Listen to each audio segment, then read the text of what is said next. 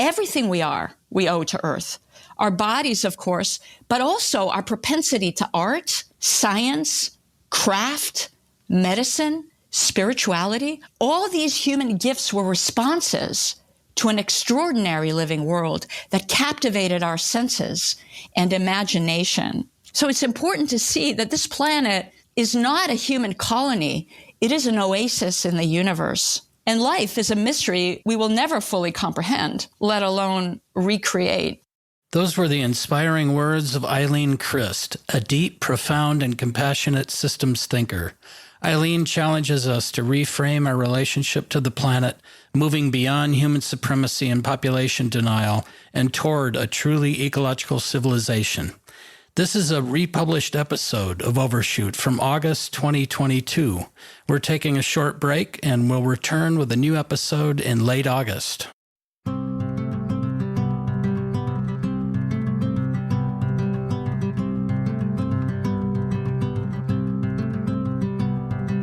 Welcome to Overshoot, where we tackle today's interlocking social and ecological crises driven by humanity's excessive population and consumption.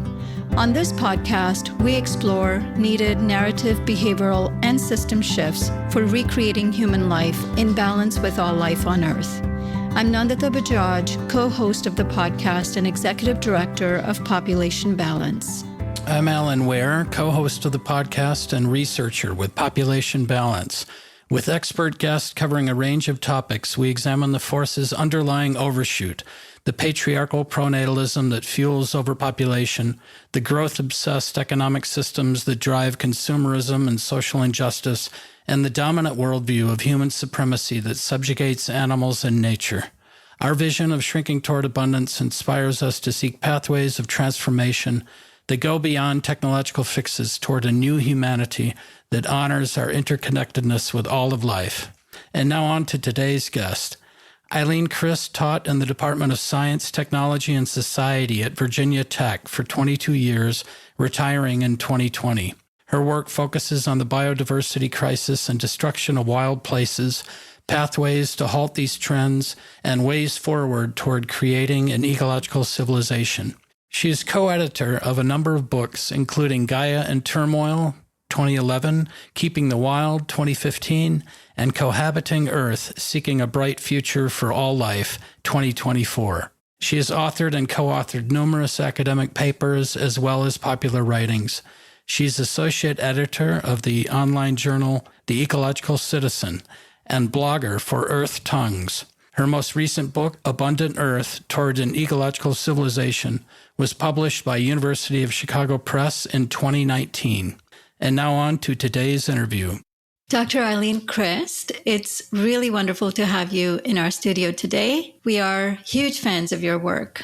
And your most recent book, Abundant Earth, Toward an Ecological Civilization, resonates with us for so many reasons. You've done an excellent job in describing the multitude of ecological crises we face, while also offering a grounded yet inspiring vision for a more harmonious relationship with the planet. In fact, your vision of the future also very beautifully illuminates Population Balance's tagline, Shrink Toward Abundance. We're thrilled to have you. Welcome to the podcast. Thank you. I'm really happy to be here. Thank you for inviting me. Great. So one of the primary concerns that you talk about in most of your work is with biodiversity. Most people assume it's about the number of species, but you make it clear in your book that it's much more than that. Could you explain to our listeners what a fuller definition of biodiversity entails? Biodiversity includes the whole tapestry of life, not only species. And biodiversity is also a comprehensive concept in being rigorous in science and intuitively available to a broader audience. People can understand that it's about the variety of life and what this planet is all about. So biodiversity includes the levels of genes, species, and ecosystems.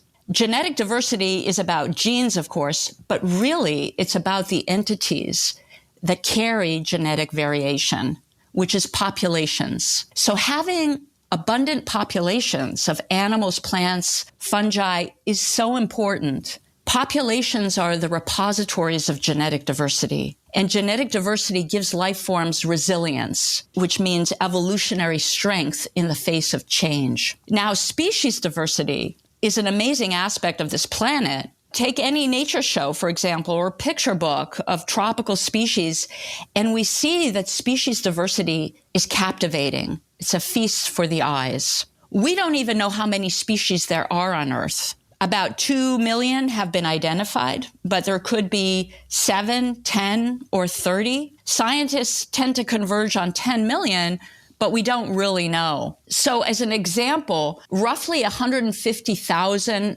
fungi species have been described, but recent research is indicating that there could be as many as 4 or 5 million fungi species. We don't even know the majority of species of fungi, let alone their ecological roles and their relationships. And species diversity also includes subspecies. Subspecies are not less important than species. They are extensions of the genetic diversity of a species, and they are expressions of evolutionary unfolding. So lastly, we have ecosystem diversity. Ecosystems are dynamic communities of plants, animals, and other life forms that are relating with one another and with a non-living environment. So the ecosystem concept really foregrounds that the living and non-living dimensions of Earth are inseparable. And in some cases, these dimensions are even fused.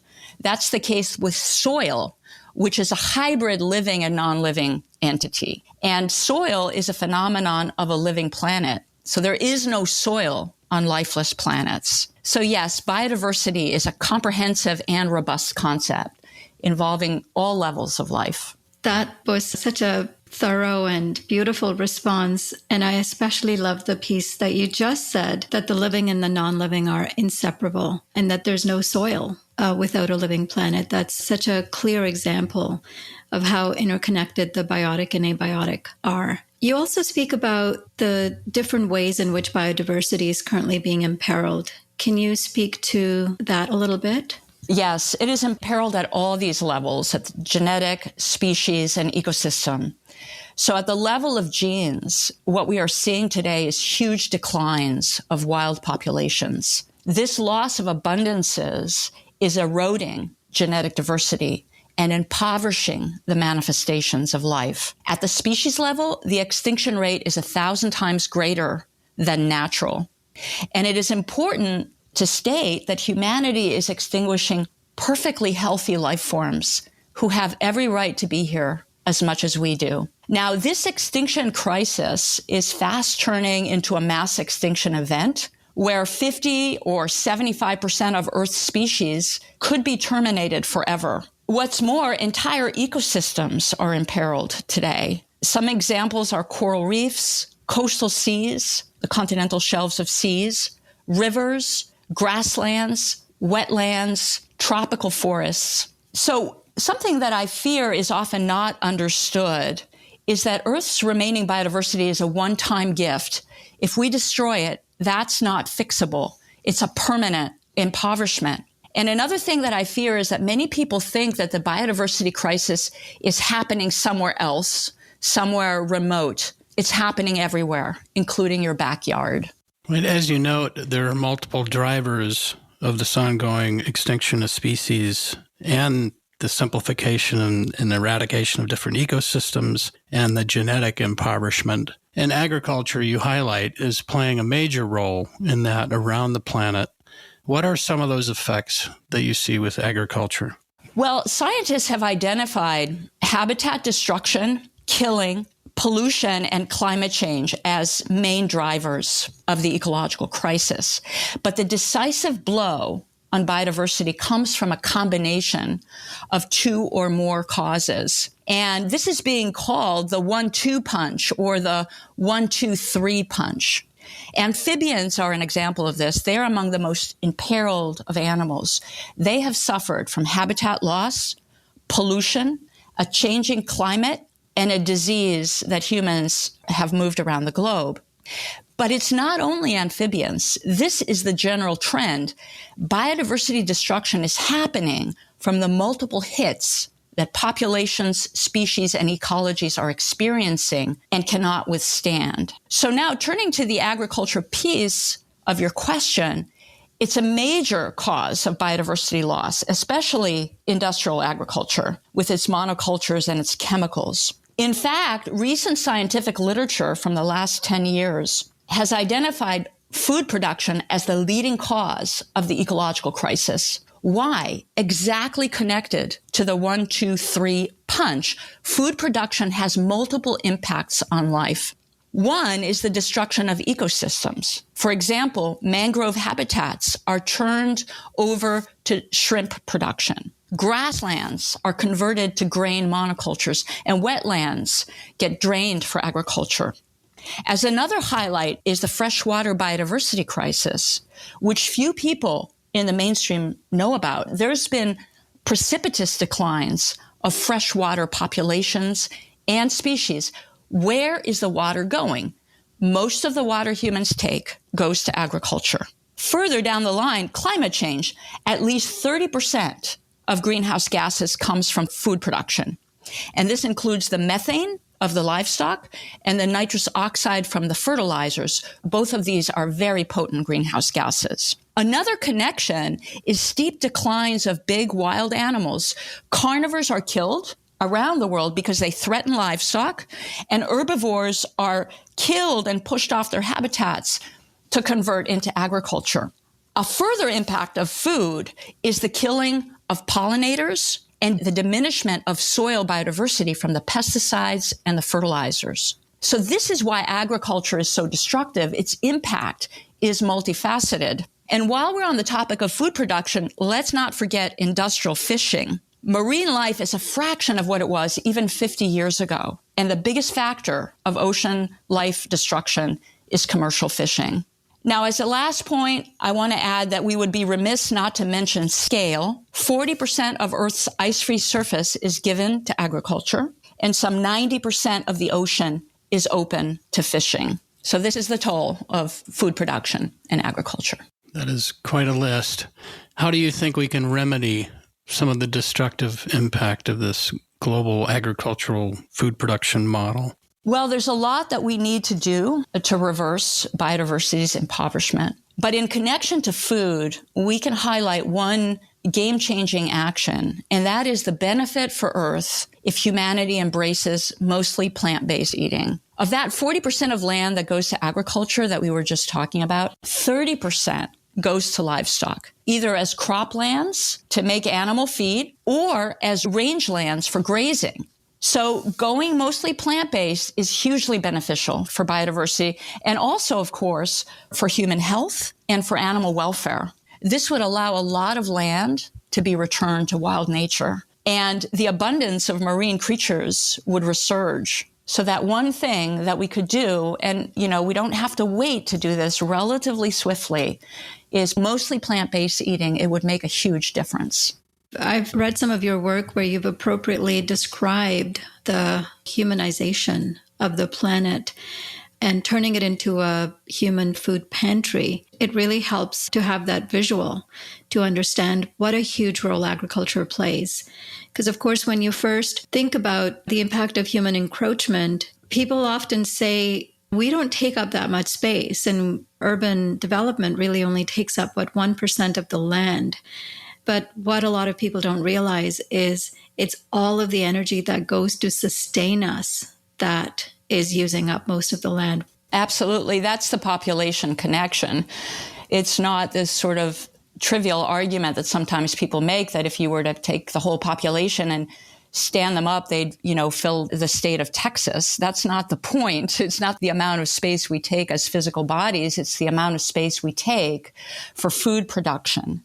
And as population continues to grow and as consumption continues to grow, as people become more wealthy, if that trend continues, things are only going to get worse. Yeah, and along that line, you've appropriately argued that a major driver of the ecological crisis is the worldview of human supremacy. I've heard the term anthropocentrism before, but can you first describe what you mean by human supremacy? Human supremacy is a worldview, and what that means is it's a big shared idea that humans are superior to all other species and entitled to do what we want to them.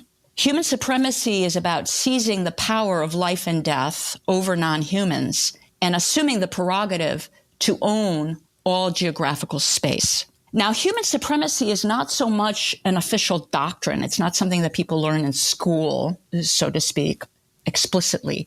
It's much more of a background assumption that humans are above the rest of life and in charge of planetary affairs. Now, the reason that human supremacy is a worldview is because it covers a wide gamut of actions.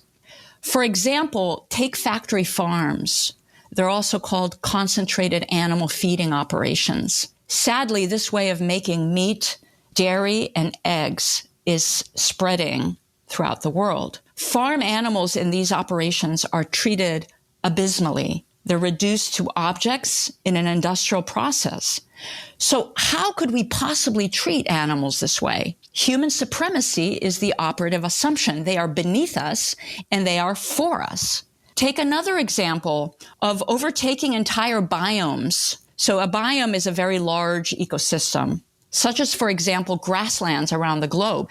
They have been turned into what we call breadbaskets. Over 95% of the American prairie has been repurposed for corn, soy, wheat, and livestock raising. Now, what gives us the right to convert an entire biome, decimating and endangering its native species? It never crosses most people's minds to wonder about such excess of scale. It just looks normal from a conventional perspective. Why? Again, human entitlement is the operative assumption.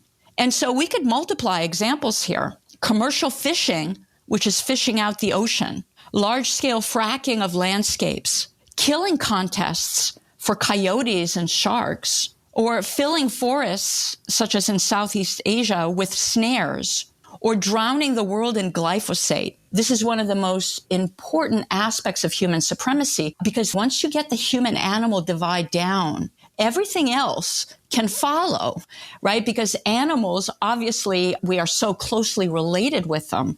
They have faces. We can see their emotions. We can see their intentionality. So if you can put that dividing line between animals and humans, you have the dividing line between humans and all of nature.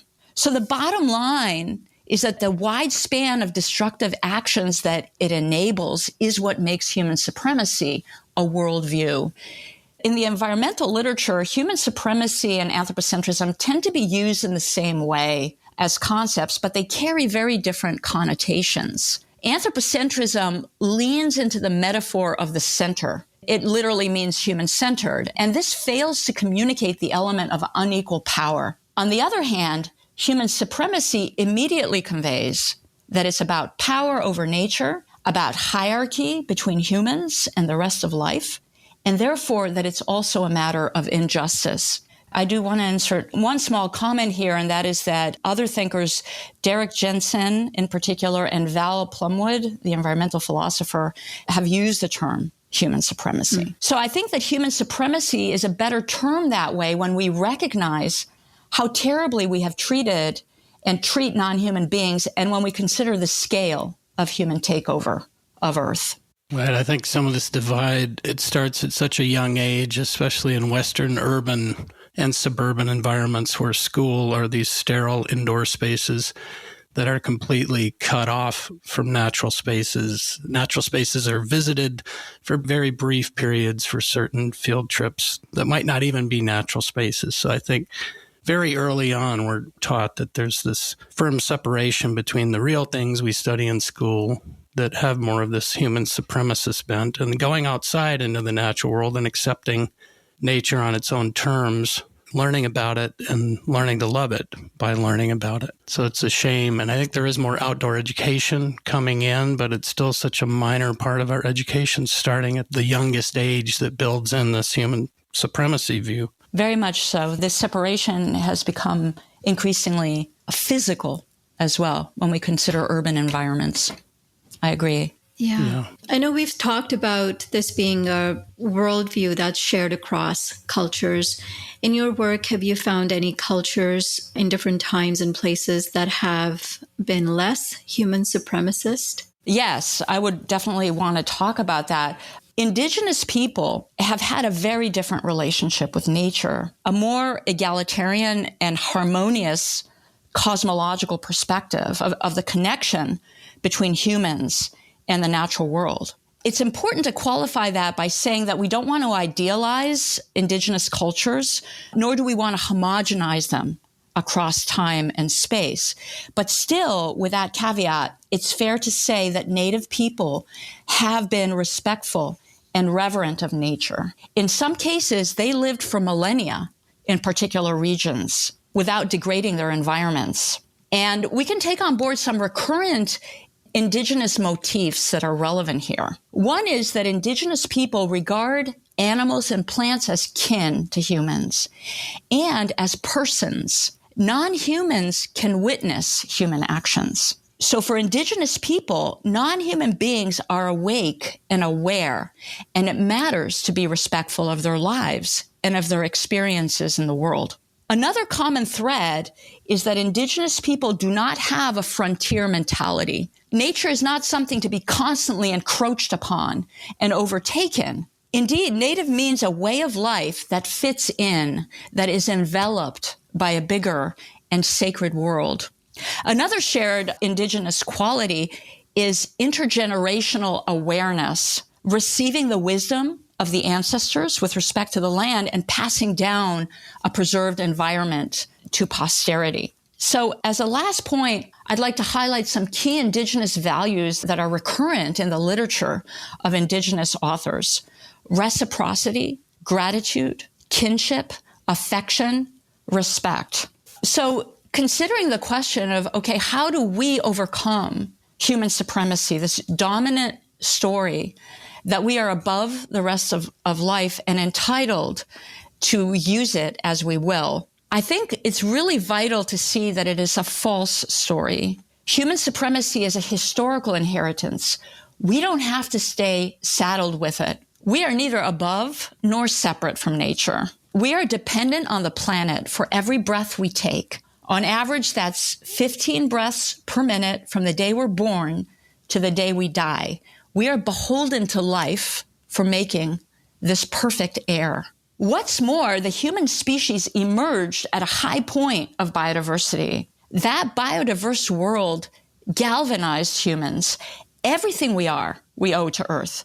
Our bodies, of course, but also our propensity to art, science, craft, medicine, spirituality. All these human gifts were responses to an extraordinary living world that captivated our senses and imagination. So it's important to see that this planet is not a human colony. It is an oasis in the universe. And life is a mystery we will never fully comprehend, let alone recreate. Indigenous people have always understood that life works through diversity and interconnections, and human beings are invited to the table as equal partners, not as the planet's aristocracy. So along with human supremacy, you've mentioned human expansionism as another primary driver of the ecological crisis. How would you describe human expansionism? Well, the two are definitely connected. Expansionism is about the growth of the human enterprise. Now, we can call it endless growth, but growth is a biological metaphor, and it often has positive connotations. So expansionism may be preferable. Expansionism really delivers a palpable spatial sense of humans leaving no stone unturned and no blank spot on the map. Now, human supremacy is connected to expansionism. Supremacy gives permission to the human enterprise to keep growing because the underlying assumption is that humans are entitled to sprawl over the face of the earth. All human systems are expanding and demanding more of the planet. And since the 1950s, expansionism has been accelerating. So specifically, we have continued economic growth, extraction, production, and consumption of stuff and energy. Demographic, human numbers continue to grow. And infrastructural expansion. So more roads, cell phone towers, satellites, pipelines, electric grids, and the like. And infrastructure growth is, though it's rarely considered, especially in the mainstream and conventional society, is very destructive of nature, especially when we consider highways and roads, which are multiplying without end in sight. That infrastructure gives access for agricultural development, for mining, logging, poaching, settlements. So it enables biodiversity destruction. And of course, we need to add to human expansionism the huge waste flows that Earth cannot absorb: agrochemicals, carbon dioxide, nitrogen, plastic, sewage, garbage, e-waste, and more. So here's another way to think about expansionism. It's through the idea of the technosphere. The technosphere is defined as the entire human-made mass of stuff. So it includes everything: roads, houses, fishing vessels, dishes, sidewalks, all of it, right? And now here I'd like to share some stats from a Nature paper that was published in 2020. In 1900, the technosphere was 3% of Earth's total biomass. Biomass is the weight of all living things. So the technosphere was 3% of that. In 2020, the mass of human-made objects exceeds the weight of all living things on Earth. Buildings and infrastructures weigh more than all the world's trees and shrubs. The mass of plastic is double the biomass of animals. So wrapping our minds, or trying to wrap our minds around the swell of the technosphere, is a good proxy for human expansionism. And capitalism has been a very effective way of taking inputs in terms of all the natural resources got by human supremacy, turning them into products so that we can get fleeting emotions and feelings from those products, whether it's security or status or survival, and then turning it into waste and pollution on the other side. Do you see capitalism as having a unique part of this story of human expansionism? Yeah, absolutely. Capitalism is inherently expansionist because of the motive, in particular, of wealth accumulation. Capitalism is geared toward overproduction and, like you just said, toward inciting overconsumption. So capitalism keeps the extraction engine going. It keeps extraction going, and it's always looking for new places to extract from. It's also seeking always to expand markets and to grow its customer base, not only by roping in more people, but by finding new populations, like expanding sales for kids and for pets. Capitalism is constantly fabricating new desires through advertising, and capitalism makes endless versions of the same things, whether that's cars or crackers or lighting fixtures or pocketbooks or shoes or TVs, you name it. It's a bottomless pit of overproduction. Now, just as an example, here's another stat from that same paper. The amount of new stuff that is made every week is equivalent to the body weight of 7.8 billion people. But I'd like to go a little further on this question of capitalism and ask, is capitalism the root problem? So some analysts imply that if only we could change the capitalist system to some kind of other economic system, everything would be fine. But capitalism is not the root problem. It came from somewhere. The drive for wealth accumulation is far older than capitalism. It's as old as civilization and empire states. The wealth that elites have pursued from the dawn of history demanded domination over the natural world. That's the key. Domination over the natural world is the key. Why? Because nature is the source of all wealth. So well before capitalism, empires turned land into human property and constantly expanded agriculture into wild lands. Empires entrenched the enterprises that are still with us: deforestation, mining, draining wetlands, constant road building, and warfare for loot and for more land and for resources. Empires also initiated what today is called defaunation, the downfall of wild animals, killing them or driving them away, especially the big ones who need a lot of space. So the domination of nature and the idea that nature is a collection of resources to turn into wealth preceded capitalism by millennia. Capitalism inherited that view and has enacted it on a far bigger scale because of some new historical realities, and especially since the 19th century. Specifically, fossil fuel energy, of course, and machines, machinic technology, a hugely increased human population and its demands, the transportation revolution, which is entirely unprecedented in history, more recently, the growth of the middle class, full-scale globalization of trade, virtual interconnectivity, which has really speeded up economic transactions, and the invention of the credit card, which fuels consumption. So all these things have superscaled the destructiveness of the system. But to supersede capitalism, to create something new, a new way of human life on Earth, we have to go to the root and end the domination of nature on which wealth production depends. If we don't question the domination of nature, then what happens is that the solution to capitalism's problems get restricted basically to two things: regulating industries and redistributing wealth. But this solution package doesn't challenge the fact that wealth comes from plundering the earth at the expense of countless species and wild places. Instead, this particular solution package of industry regulation and wealth redistribution is all about sharing the plunder more equally among humans. Right. Yeah. Another point I wanted to add is capitalism has not only fabricated desires for things, but one of the key things we look at population balance is pronatalism. Capitalism is also taking a lead in fabricating a desire for babies. All you need to do is take a look at the multi-billion-dollar baby industry, the IVF industry. You've taken one of the most consequential decisions of your life and turned it into a commodity. Absolutely in agreement with you.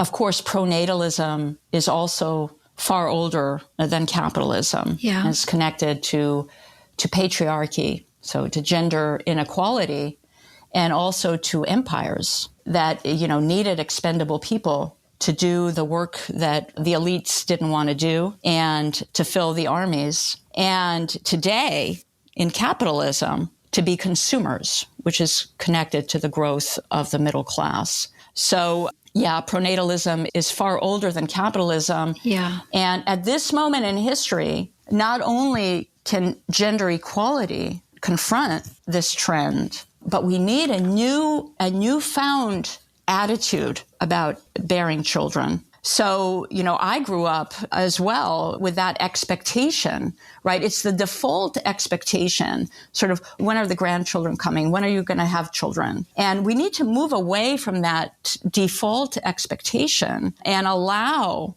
for the possibility of women to authentically choose to have no children. And the emphasis here is the authentic choice. But in order for choices to be authentic, we have to have the options be equal, right? That the expectation for having children isn't overloading people's minds so that they automatically go in that direction. Right. But that there is no expectation. Maybe you'll have children, maybe you won't. That it's a choice, and that you can take on board all kinds of things in making that choice so that that choice is authentic. So well captured. Yes. And you just started alluding to the growing middle class issue as tied to capitalism.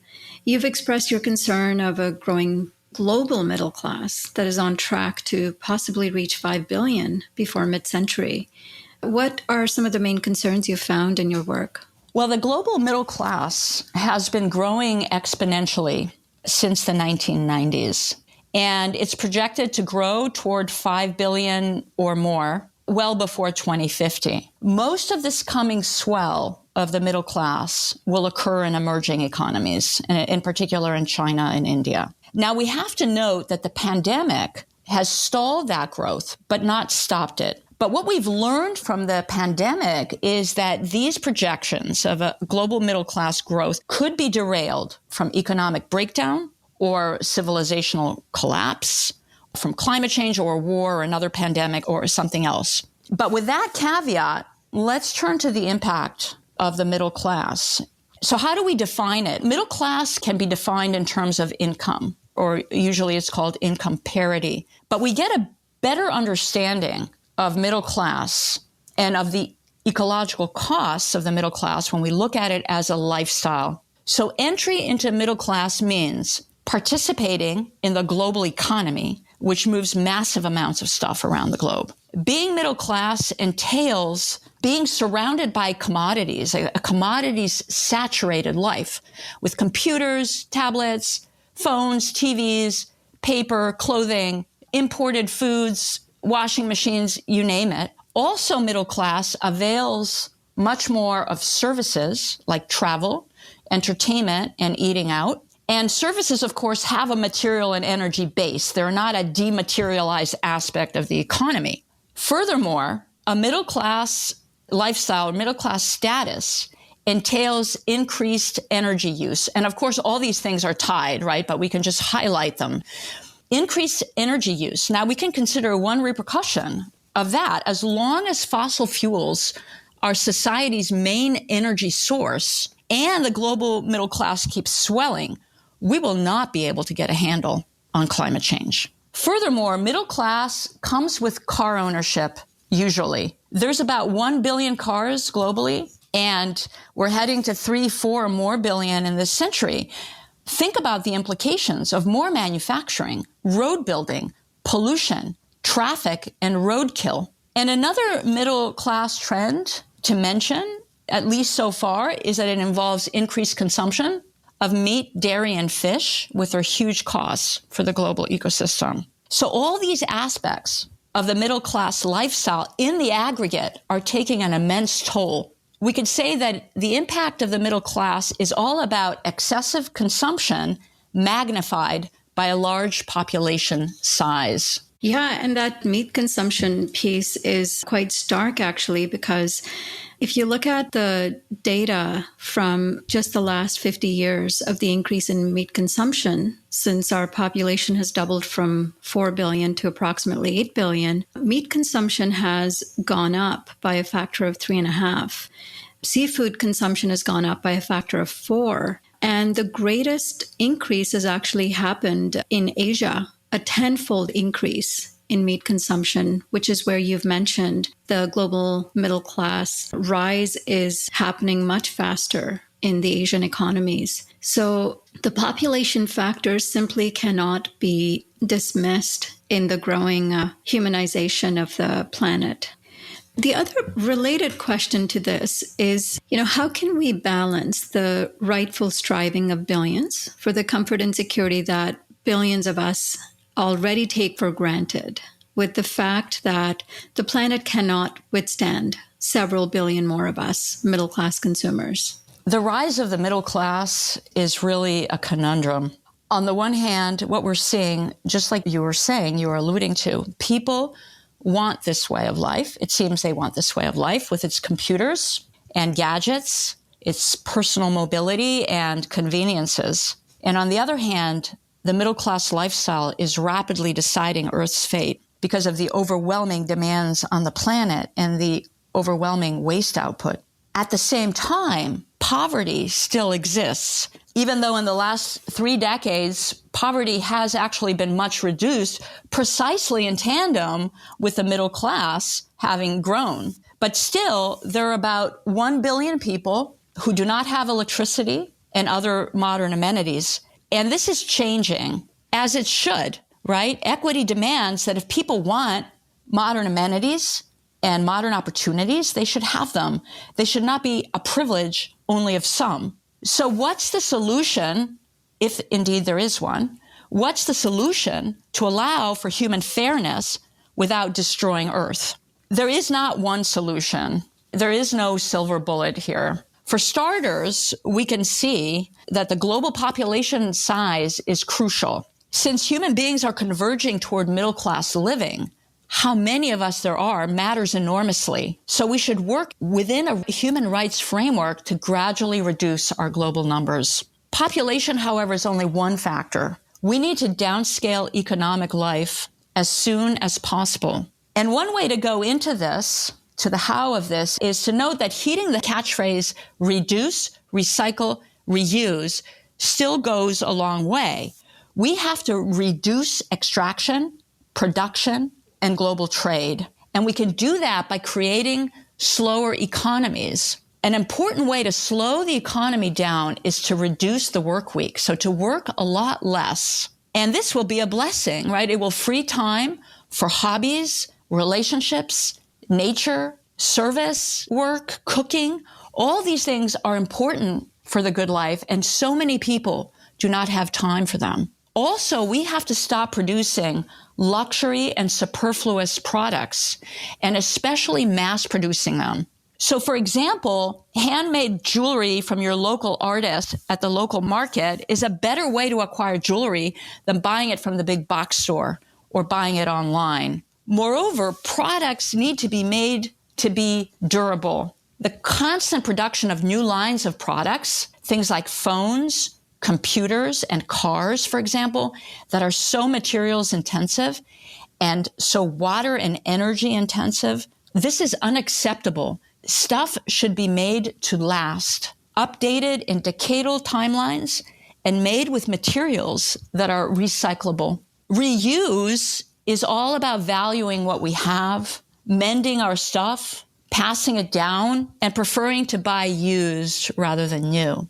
Now, all these solutions could be pursued right away. It's about the political and social will to do so. But what is ultimately needed is a complete transformation of economic life. And this will take more time. That transformation, or the heart of it, is about becoming local. For example, regarding food, we could say especially regarding food, eating local means that human communities are zoned with farms. People need to live nearby to where most of their food is made. That way, we will know food's ecological context, what kind of labor was involved. Moreover, that means that the food will not have any food miles or far, far fewer food miles.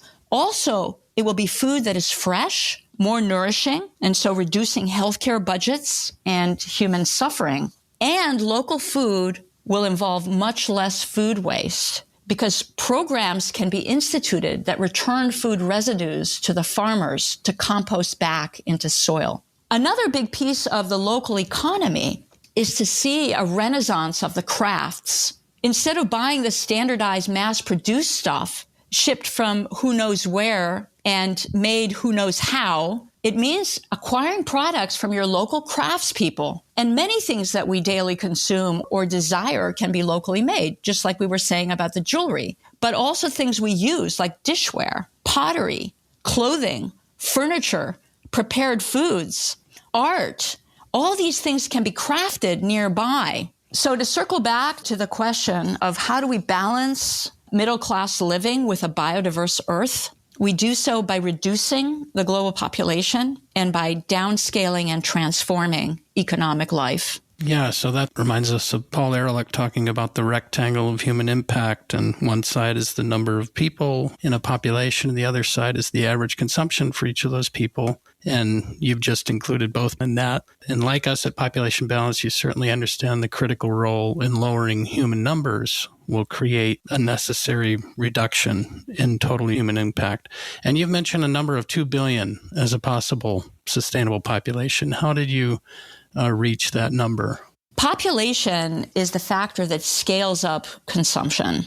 Even the basic aspects of human life can get scaled up unsustainably by human numbers. You know, basic things like food requirements, water, building materials, and sanitation capacity, let alone middle-class consumption that we were discussing. So simply commonsensically, we can see that 2 billion is more sustainable than 8 billion or more for Earth and for human quality of life. But there's a more rigorous rationale for 2 billion as a sustainable population. And it's the agronomist David Pimentel who provided a scientific analysis for this.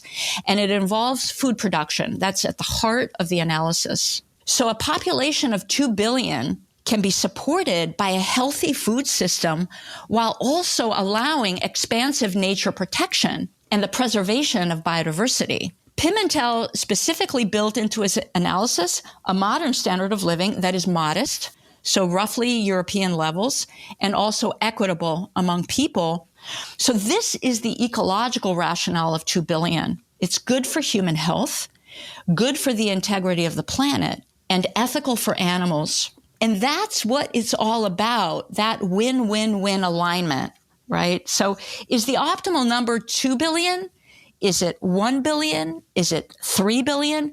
We don't know exactly, but we do know that it's a lot lower than where we are and where we're headed. We would agree. And in your book, you also mention, and you sort of alluded to that right now, is 2 aspects of lowering our consumption. You call it scaling down and pulling back as the most intelligent 2-sided strategy to address the ecological crisis. How do we do those 2 things? So the one involves human systems and the other involves nature. Scaling down means downscaling human systems. Pulling back means pulling back from nature, freeing the natural world to be the lively matrix of biodiversity. These 2 things need to be pursued together. In order to preserve Earth's biodiversity, both for its own sake and for the sake of future people, we have to protect nature on a large scale. And to be able to achieve this, humanity has to contract its demands from nature and substantially reduce pollution. So the scaling down is all about what we've been discussing, lowering the human population, transforming economic life, especially ending overproduction, and valuing local living and the conservation of stuff and energy. Scaling down also means minimizing infrastructural growth and building no infrastructure in natural areas, and in fact, even removing infrastructure from wild places. Now, pulling back is about generously protecting land and seas. Conservation scientists are urging global society to move toward protecting half of Earth's ecosystems. This is known as half Earth or nature needs half. This scale of nature conservation is required to stop extinctions and to avert a mass extinction. It's also needed to deal with climate change. Scientists are now using the term natural climate solutions. Protecting and restoring wild places has enormous greenhouse mitigation potential, both in terms of keeping the carbon stored in the natural world and in absorbing the carbon dioxide that we have emitted. And an important last point about pulling back is that large-scale nature protection inaugurates a new relationship between humanity and Earth, one of peaceful coexistence, respect and wonder, and mutual thriving. So in your essay, Earthling, We, Us, you make the point that socio-cultural identity politics is interfering with the need to see ourselves as Earthlings, whose ultimate ground of commonality as Earthlings should supersede these other identities. Could you elaborate on the ideas you wrote about in that essay? I think that we are all feeling a sense of the fracturing of the human community these days. People are retreating into social identities for a sense of security, of knowing who they are and who they belong with.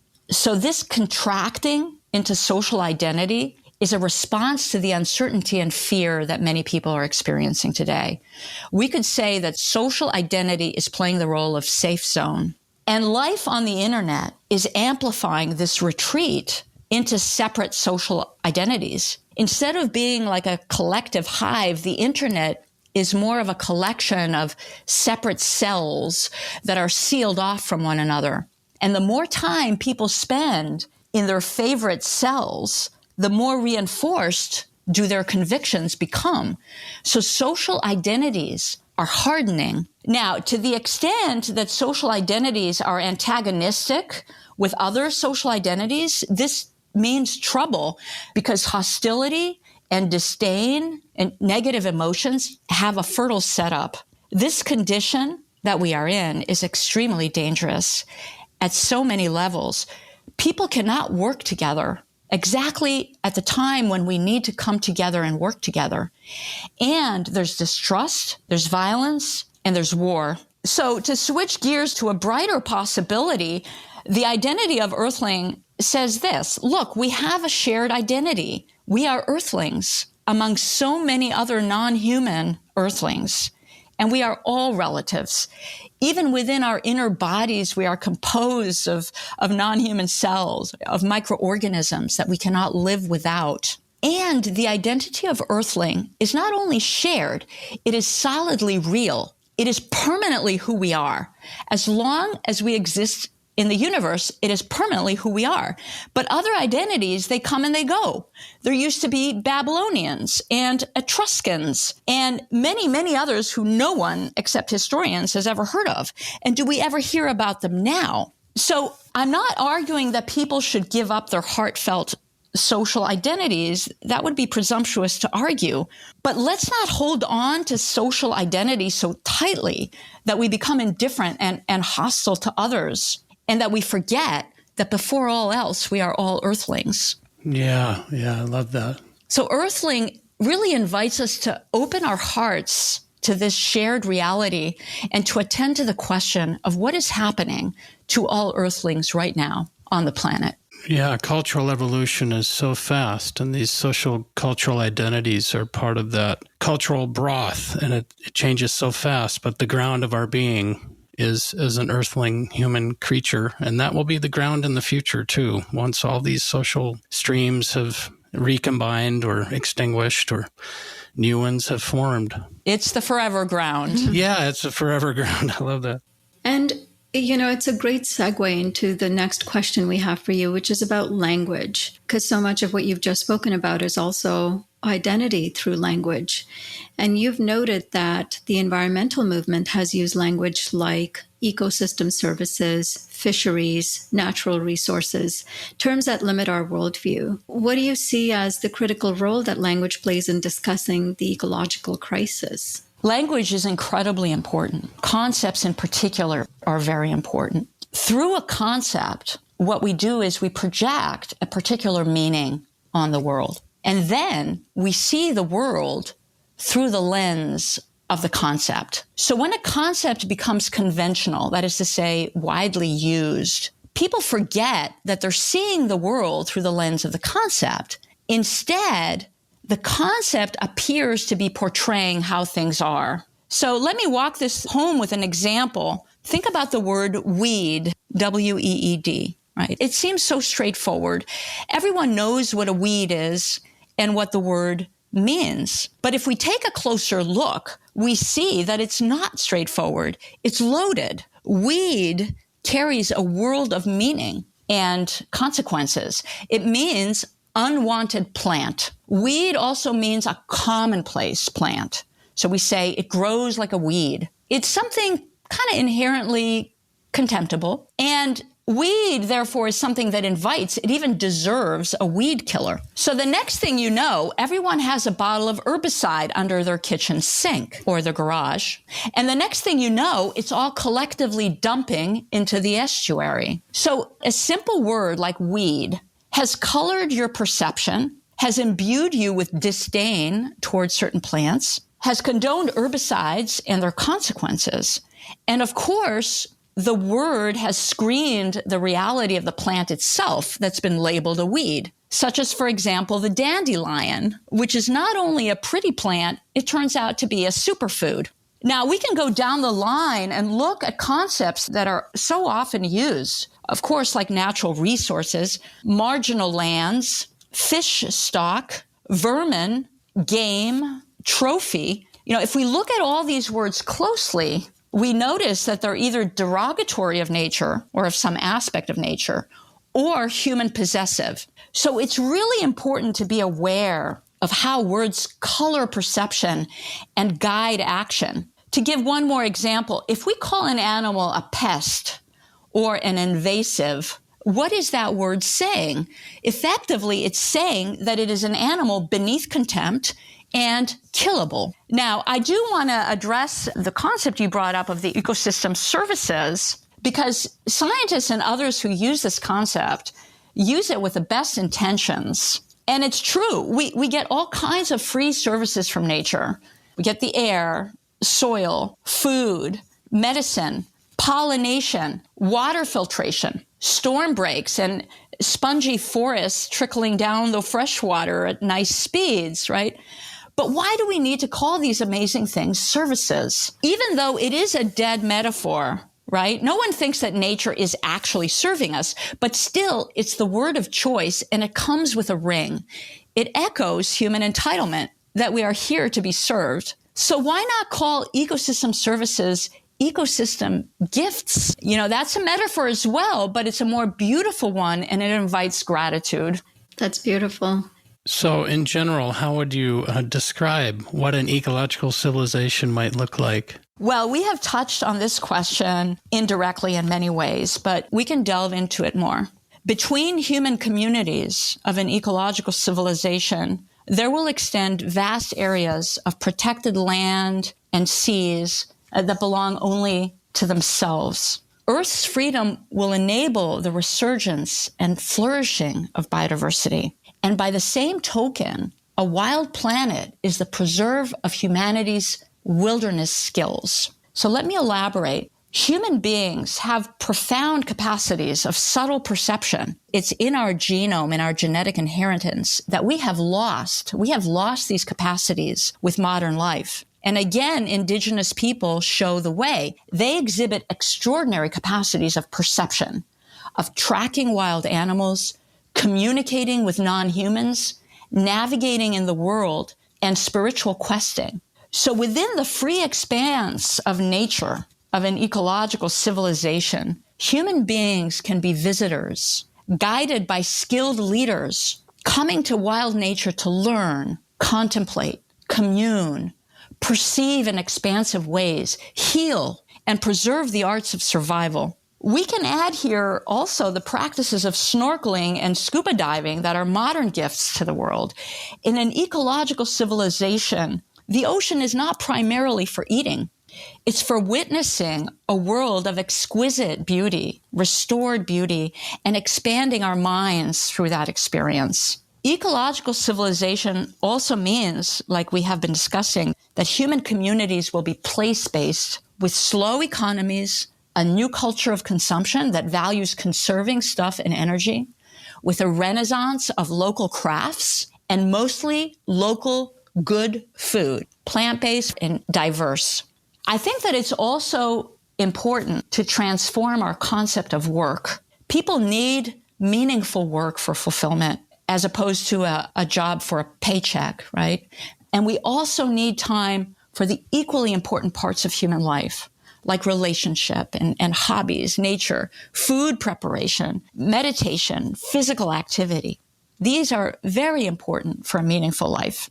On that note, I would like to add about children that children will be raised close to nature to sustain their spontaneous wonder for the natural world. And children should be educated to find their gift or their calling in life. In an ecological civilization, sustainable populations will be able to persist because the institutions underlying sustainable population will be in place, namely full gender equity, children's rights, high-quality family planning, comprehensive sexuality education, and let's add the elevation of adoption as a common and valued norm for creating larger families. Last point, but far from least, an ecological civilization means a fully demilitarized world. All the weapons have to go. An ecological civilization is about creating a safe world. It's not about having security, quote unquote. A world of peace is a safe world. With human communities united through ties of modest training and the lively exchange of ideas. So an ecological civilization means local in terms of living and global in terms of sustaining human connectivity so that the human mind stays open and receptive to other ways and cultures. So I want to finish by saying that I don't offer these thoughts as a program, but rather as ideas to think with in moving toward an ecological civilization, toward a new way of human life. Many people might think that all this sounds hopelessly utopian, but it's not so. Imagination is a great human strength, and dreaming underpins all social movements. We are today on the verge of catastrophic decline. It's time to dream. Reforms here and there will not be enough. We need to reimagine human life on Earth. That's a beautiful vision. And to get humanity more in touch with what I think is our ultimate future, we are going to have to live long-term in balance. So we might as well start looking at that now seriously. That was amazing. Thank you. Eileen. Thank you. Thank you so much. That was an incredible, incredible discussion. Thank you for having me. That's all for this edition of Overshoot. Visit populationbalance.org to learn more. To share feedback or guest recommendations, write to us using the contact form on our site or by emailing us at podcast@populationbalance.org. If you enjoyed this podcast, please rate us on your favorite podcast platform and share it widely. We couldn't do this work without the support of listeners like you, and hope that you will consider a one-time or a recurring donation. Until next time, I'm Nandita Bajaj, thanking you for your interest in our work and for helping to advance our vision of shrinking toward abundance.